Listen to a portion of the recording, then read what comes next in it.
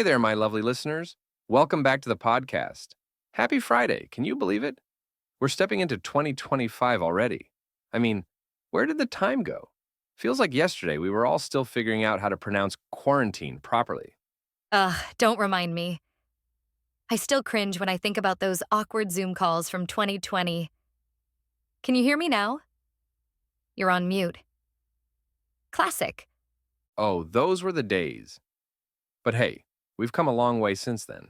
Speaking of moving forward, today's episode is all about making 2025 your year of success. And guess what? I have a special guest with me today to break it all down. Jessica, one of the most inspiring, hilarious, and down to earth people I know. Ah, stop it. You're making me blush. But seriously, I'm so excited to be here. Success is such a juicy topic, and I've got a lot to say about it. Love it. And for all our listeners out there, don't worry. This isn't going to be one of those boring, wake up at 5 a.m. and run a marathon kind of lists. Nope. We're keeping it practical, fun, and totally doable. Plus, we'll sneak in some English learning tips along the way. Sound good? Sounds perfect. Let's dive in. All right, let's kick things off with the big one setting goals. And I don't mean writing down, I want to be a millionaire by February. Let's aim for something a bit more realistic. Right, like, I'll learn 10 new English words every week. That's achievable. I love using the SMART method for goals: specific, measurable, achievable, relevant, and time-bound. Ooh, yes. Let's give an example. Instead of saying, I want to improve my English, you could say, I'll practice speaking English for 10 minutes every day for 3 months. Boom. It's actionable, and you can track your progress. Exactly. Plus, tracking progress makes you feel like a rock star when you see how far you've come. I've got this little journal where I write down small wins every day. It's a game changer. Love that idea, Jess. I might steal it. Moving on, let's talk about your why. Why do you want to succeed? Why do you want to improve your English? Knowing your why makes all the difference. Totally agree. For me, my why has always been about connection. Learning English helped me connect with people from all over the world. And honestly, it's so much more motivating when your goal has meaning behind it. Absolutely. Maybe your why is to get a better job, travel the world, or, let's be real here, impress someone special. Haha, yes. Whatever it is, write it down. On those tough days when you're tempted to binge Netflix instead of practicing grammar, remembering your why can pull you through. Okay, Jess, be honest. How good are you at starting small? Oof, not great. I'm one of those people who sets huge goals and then burns out after a week. But I've learned my lesson. Starting small is the way to go. Preach! For English learners, it could mean learning just one new word every day. By the end of the year, you'll know 365 words. That's huge. And the key is consistency.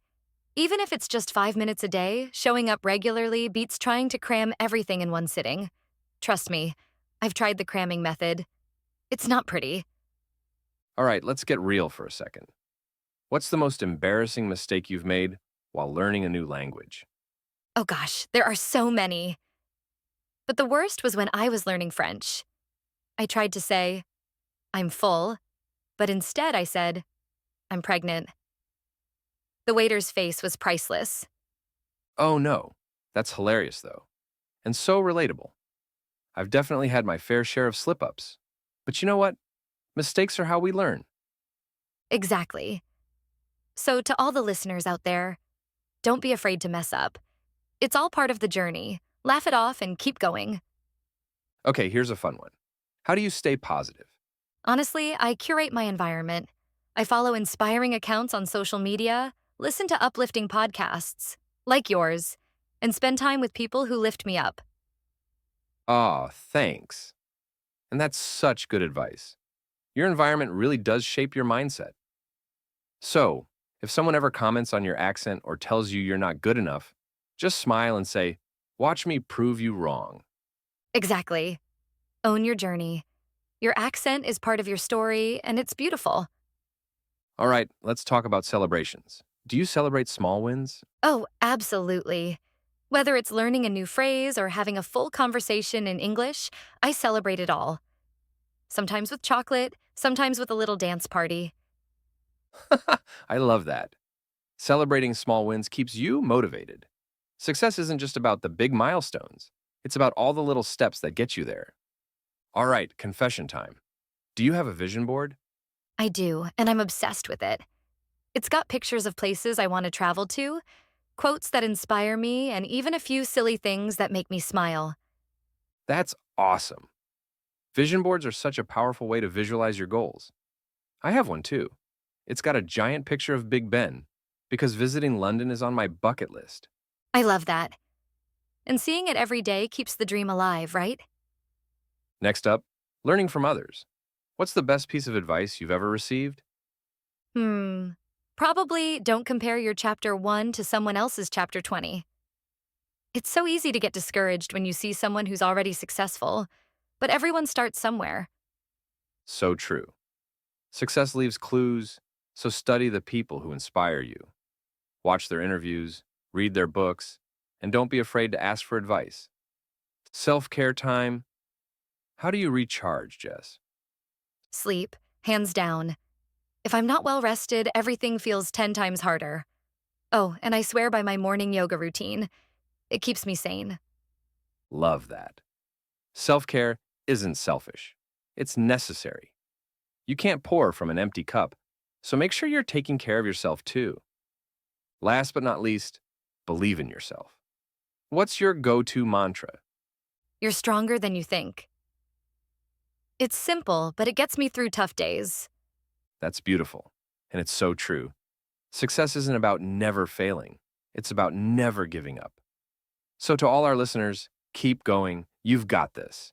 And there you have it 10 ways to make 2025 your year of success. This has been such a fun episode. I've had a blast. Thanks for having me. Anytime. And to our listeners, don't forget to like, subscribe, and share your own tips in the comments. Until next time, keep dreaming big, keep learning, and keep being your fabulous selves. Bye. Bye, everyone. Thank you so much for watching. If you enjoyed this video and found it helpful, don't forget to hit the like button and share it with your friends. And if you don't want to miss out on more content like this, make sure to subscribe to the channel and turn on the notification bell. Your support means the world to me and helps me create even better content for you. See you in the next video. Take care.